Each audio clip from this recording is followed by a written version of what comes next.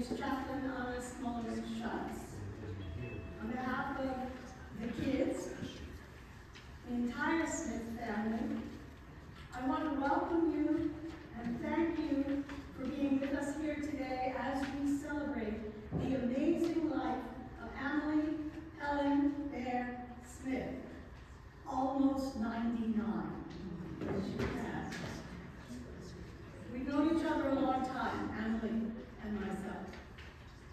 She came to me one day and said, I want you to do my funeral, but you have to be funny. I said, Amely, that's a lot of pressure. She goes, okay, 3 jokes. I went, and they should be Jewish jokes. I went, okay, I'll start thinking about that. She goes, all right, maybe 2. Because people don't like to sit for long things. I went, okay, is there anything else you would like? And then she told me everything else she would like, and you'll hear some of that today. Amely Smith was a Holocaust survivor. She was a daughter. She was a trusted friend to so many of you here today. She was a grandmother, mother, and a wife to her beloved husband, Garner Smith, also a survivor. May his memory be a blessing. We celebrate a life so full of life and joy, and most of all, love for her terrific family, her sons, their beautiful wives, and as she would say, her very, very smart grandchildren. How she would tell about their accomplishments. And that includes everyone, her sons, their wives, her cousins, her friends, her family, always telling me about other people's successes and how happy she was for them. She and I connected over 20 years ago here, and I became spiritual leader of the Brooksby Church community.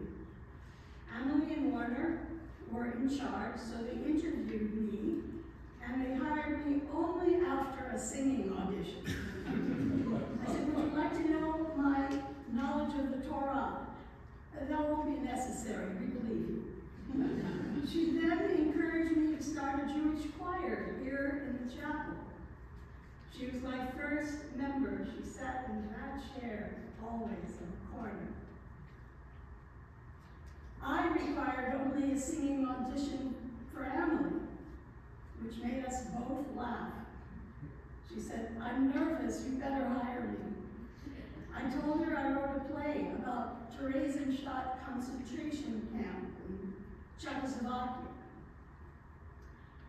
That very day, she hurried home and brought back a postcard from her grandfather who died in Theresienstadt.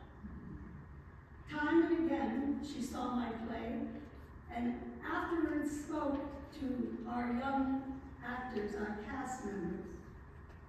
She spoke about her experiences before the war and during, throughout her life. She told my actors what happened. She told the audience about her dark and painful memories of the war.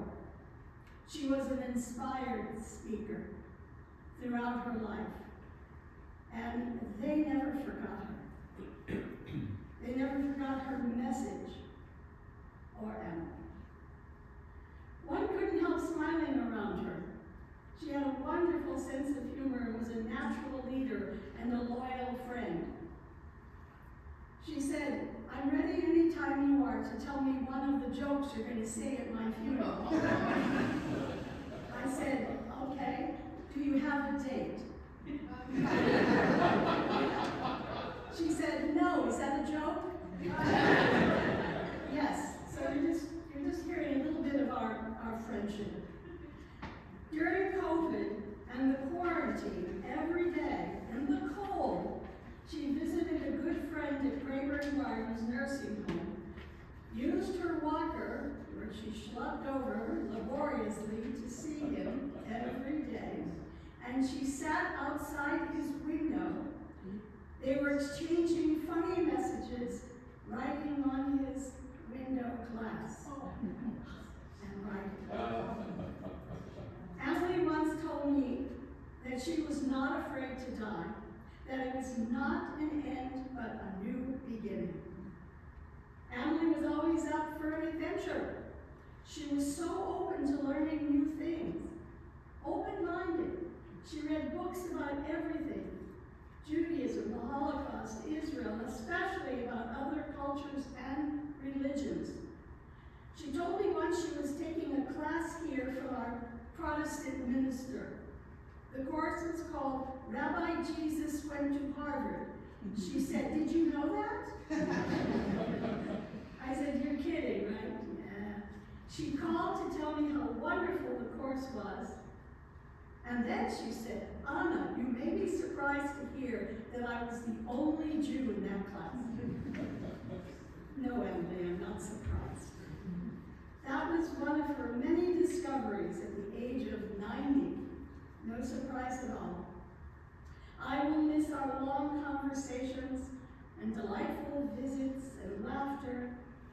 And all I can say is, goodbye, my friend, for now. I so look forward to seeing you again.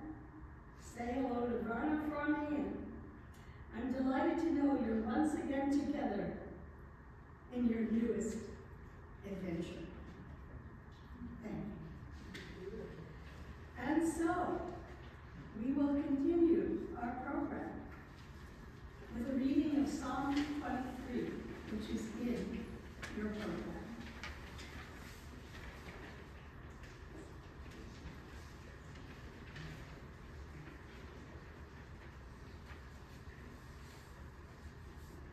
Hi, my name is Rachel. I'm Amely's granddaughter, and I'll be reading Psalm 23. The Lord is my shepherd, I shall not want. He makes me lie down in green pastures. He leads me beside still waters. He restores my soul. He leads me in paths of righteousness for his name's sake. Even though I walk through the valley of the shadow of death, I will fear no evil, for you are with me. Your rod and your staff, they comfort me. You prepare a table before me in the presence of my enemies. You anoint my head with oil. My cup runs over. Surely goodness and mercy shall follow me all the days of my life, and I will dwell in the house of the Lord forever. Amen.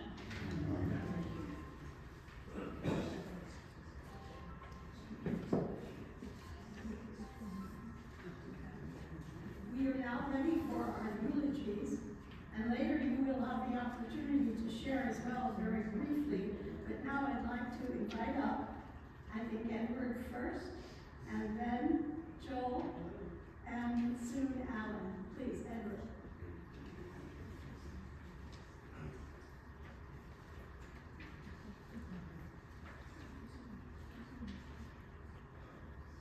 Hi, if you can all hear me, it's, thank you first of all for coming. It's a great honor to see this many people here. Say thank you to my mother and father, who were both here, and they loved it at Brooksby. It was a wonderful, wonderful experience. I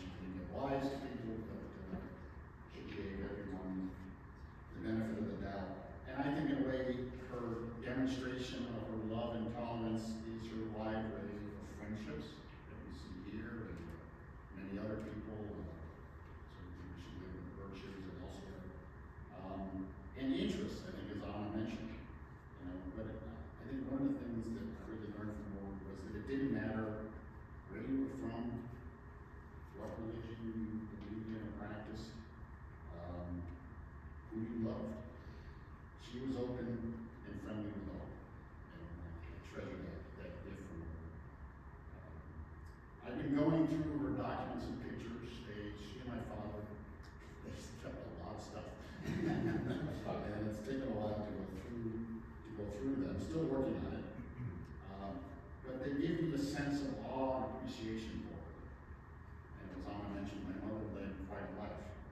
And she was born into a thriving Jewish community and was then Königsberg in the Weimar Republic, and there's just some amazing pictures of the rich cultural life that Jews led in Germany, thinking they were all set. She saw the rise of the Nazis and their anti-Semitism, culminating in Kristallnacht, which led her family to escape Germany, literally just a few months before World War II started.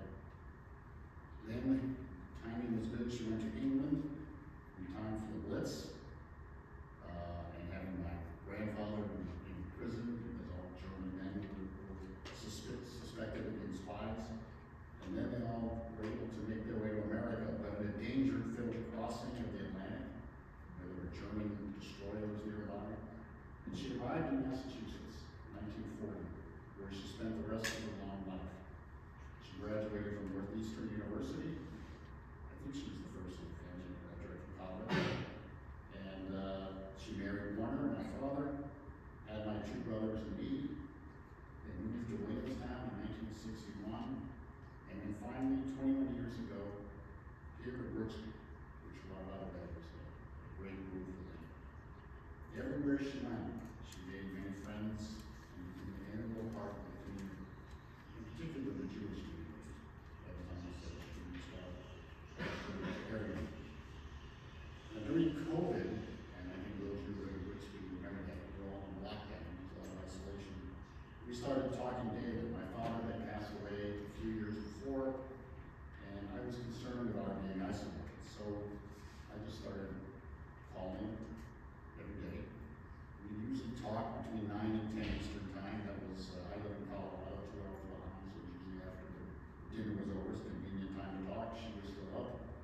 And we would talk about events of the day, family, politics, opera, whatever.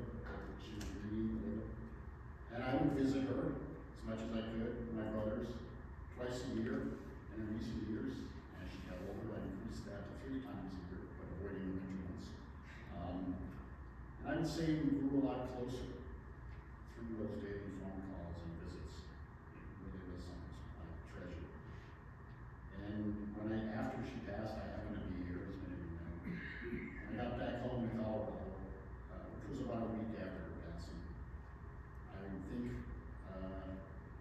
right after dinner, oh, it's time to call my mother and tell her about something. I don't want to have my good friend to talk to.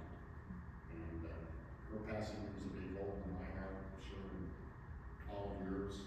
Frankly, I was hoping she'd live forever, at least 100. I'm sure we all want her to keep going.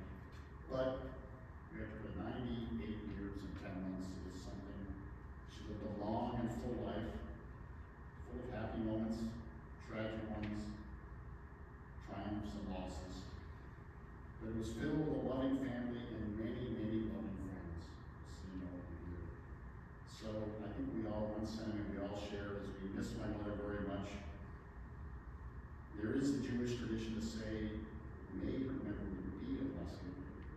I'd like to say her memory is a blessing. So thank you for coming.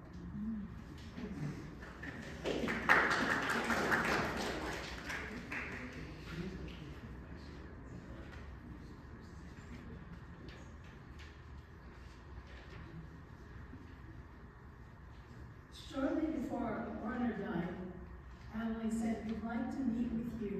We have a big surprise for the Jewish community. You're gonna love it. And we met, and he said, we're going to fix the Torahs. I said, okay, but you know, if they're torn, they're going to have to be buried with the next person, the Jewish person that dies here. I said, we should probably, ask first. But okay, I know that tradition. So I'm going to have it fixed. I'm going to find a Torah scribe, which is not easy to find these days, who writes laboriously one letter at a time, scribing. to correctly sew and however they patch up a Torah so that it is kosher, so that it is something that can be used again. Every year the Torah gets unwound and wound up, and every year Amely and I did the unwinding and the winding with a lot of giggles, a lot of laughter, and a lot of stories that we both remembered about our child. And so they repaired the Torahs. They were fixed and back in the Oren Kodesh and there, and what a proud moment. And it was a very short time before he died.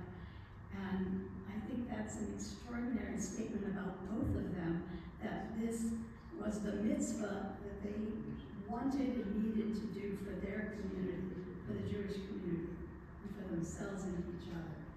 So I like telling you that part of her and him.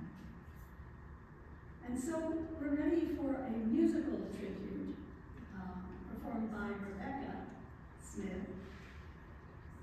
Amely was Amely's favorite Hebrew song. She had me sing it at Lerner's service, and she's going to be so thrilled that Rebecca is singing it today. And afterwards, know that Judy Putnam, our beloved Judy, who was she was my co-part in the Jewish choir, if you recall, is going to be playing for Rebecca. And now we will hear Amely, and the words are in the program in English.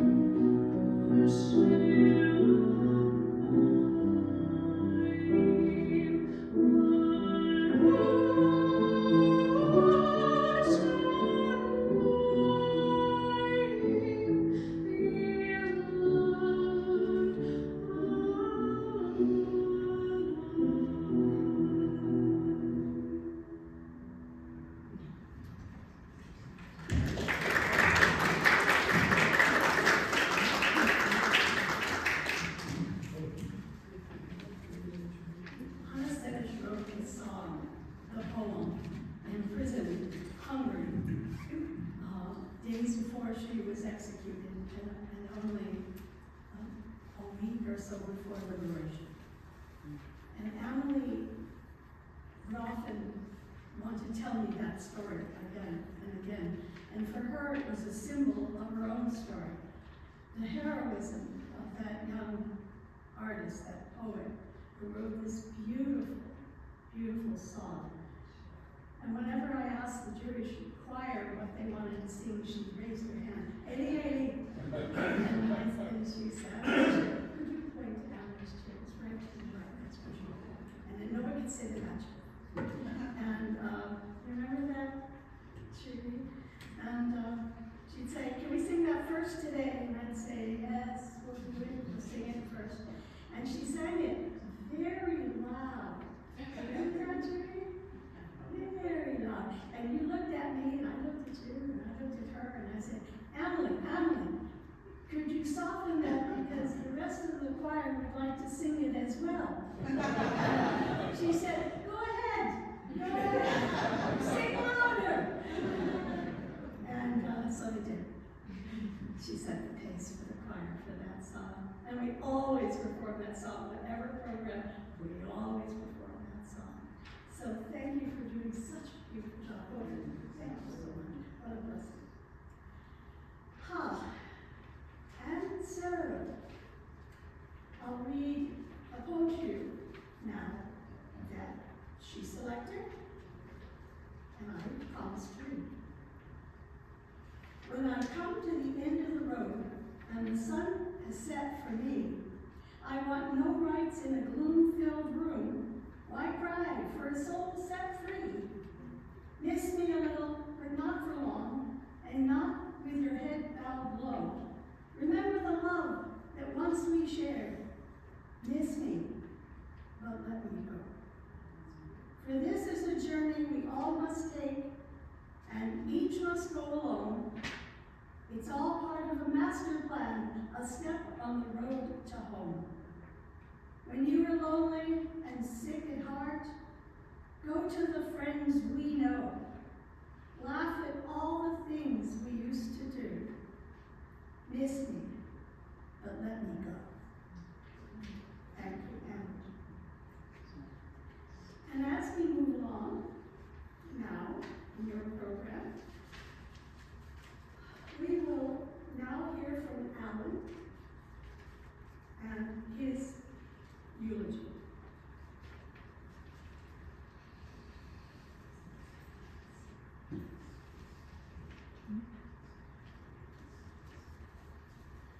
Good afternoon, everyone. I'm Alan Smith. I'm the blue child. So I'm so glad my father finally admitted what I always suspected shortly before he passed away. But it's always interesting being with her. I wasn't sure if I was going to remember it, and sometimes I get forgotten, but that's okay. Thank you all for coming. It is truly wonderful to see all of you. I know that we'd be humbled and honored to see all of you here. I know that we came pretty far away to be here, so thank you. I also want to thank Anna and my brother Joel for organizing this thing. They worked so hard to make this such a wonderful event, and I know Joel put hours and hours into this, and these things don't come without a lot of thought and preparation, so thank you. And I want to thank Rachel for her reading, and Becca. What I can say is my mother was in tears, and it was beautiful. And when we were young and we would watch TV movies, and my mother would always start crying, and we'd have a line and say, "Man the buckets," because I paid the tears, but she would have been so moved by that. So I'm going to follow up and talk about a little bit more of what everybody has said so far, and maybe add a little color to it, and a couple stories, hopefully a little humor as well. Because I do think there's three things come to mind when I think of my mother. And so one is the relationships and friendships that you've heard so much about. You're all here because of those. Another that we haven't talked much about is her work in volunteerism in large organizations. And then the third, which I want to talk about, is her faith and bring that back to the love of the holidays. So let me start with her welcoming others. And often it was someone who was new to the community, whether new here to Brooksby, or had experienced a profound loss in a partner or a child.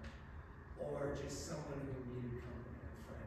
And often that was who she really started with, was people who really, they didn't have 10 friends, they were new. And she would tell us about these people, and she would have them over for lunch, or coffee, or for dinner. Sometimes I'd call and I'd say, Mom, we can come up, and especially when we were here in Topsfield, and I'd say, we can come for dinner on Thursday. She said, no, I'm booked for 2 weeks. So, her friends were very, very important to her. And she grew up, we grew up seeing that. Once her Keith Scott, who wanted to be here, he came to Williamstown, as it was called, and gave that a chance program. So he was a 10th grade African American who came to us and had come from the South Bronx. So talk about a culture change from the South Bronx to Williamstown. And my parents welcomed him, and to this day, I was texting with him, and he reminded me that 50 years ago, this became his second family, because she made it important that he was part of our family. He's never forgotten that. So those are the kind of things she did with individuals that were so powerful and profound. The volunteerism was also important. She was very involved here in the Jewish community. She was always involved with Hadassah, and that meant a lot to her. She knew that the power of the individual, but the power of the group to make a difference, whether locally or nationally or internationally, that power was so extraordinary. And so I always remembered that and admired that. And it affected me in that when I was in high school, she was part of volunteers at North Adams Regional Hospital. And it was a term that probably wouldn't be politically correct anymore, but they were called gray ladies. Think about that. But anyway, back then that's what they were called. And I think it was the dress, not the hair. But it affected me to start thinking about volunteering myself. So here I'm in high school when I started volunteering, young and male. Everybody else was a candy striper. But that made me convinced that I wanted to go to medicine. So that was so powerful in so many ways. And last was her faith. And she, as Anna and everyone has said, is a Holocaust survivor. And in many ways, that could have made her bitter. She lost many, many relatives. But I think it made her feel more profoundly moved by the Jewish faith and what it stood for, and the way it taught us to be better people. And she particularly loved the holidays, whether it was the high holidays or Passover. And she would love to get the house ready and cook and have everything ready and beautiful. And we loved those holidays. And one year, and this was way back, Denise and I were, we had no kids then, and I can't remember if it was in medical school or residency, but we came up for one of the holidays, and so it was just my father, my mother, and we had 2 old aunts from the old country who had come up from New York, and they were with us, and we were preparing the meal, and I was trying to help my mother, and she kept sighing and pausing and stopping, very dramatic. I said, what's wrong, Mom? She said, I don't know, I've been kind of tired the last couple days. I don't know if I feel myself. And I said, well, probably the best thing on Monday is you call the doctor and get checked out and get some tests and so forth. So we went on, and soup was being served, more soup. And then as I was helping her with that, she told me about symptoms she was having, which I will not say here, but convinced me that she was having a stroke. And I believe probably had an ulcer or something like that. So I said, Mom, this is really serious. We need to go to the hospital now. So come with me and say goodbye. And so we went into the room, and he was having their soup. And I said, I think Mom is having a serious condition. I'm going to take her to the hospital, keep going. Denise was nice enough to say, I'll take over the chores. And I think a couple of them wished him well. A couple of them were still kind of just eating their soup, giving up attention. But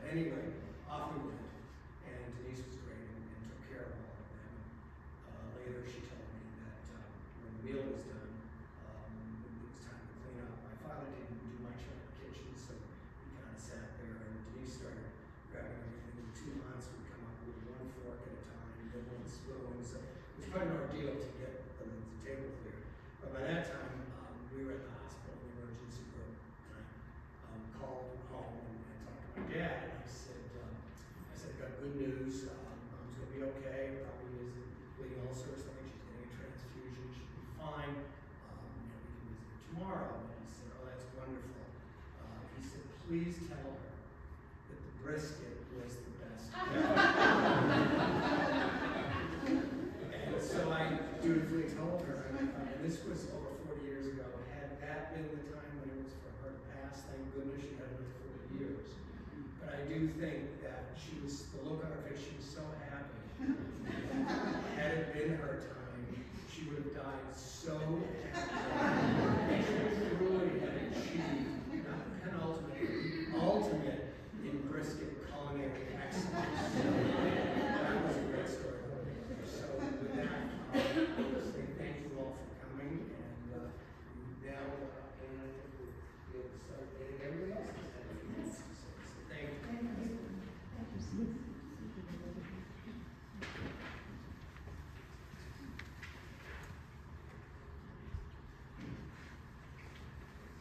Some years ago, Amely reminded me one day of one of our coffees where we had this light lunch and talked about the Holocaust, and that was often. And she said, you know, we're not going to live forever.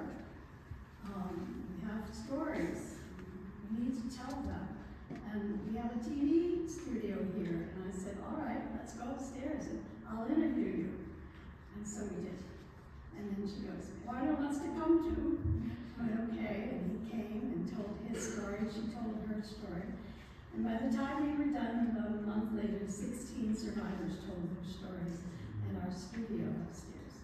It went to the Associated Press, and who should call me sometime later but the Holocaust Museum of Washington, D.C., and said, that one woman, Amely, I'd like to meet her. The woman who was the head of archives in the National Museum, and I said, she'd be thrilled. And so the Holocaust Museum came here, and their first interview was Amely Smith, and then Warner, and then 15 other people. Today, there are 3 left. And Amely was so right that the stories have to be remembered, starting with our people right here at Brooksby. And so we did.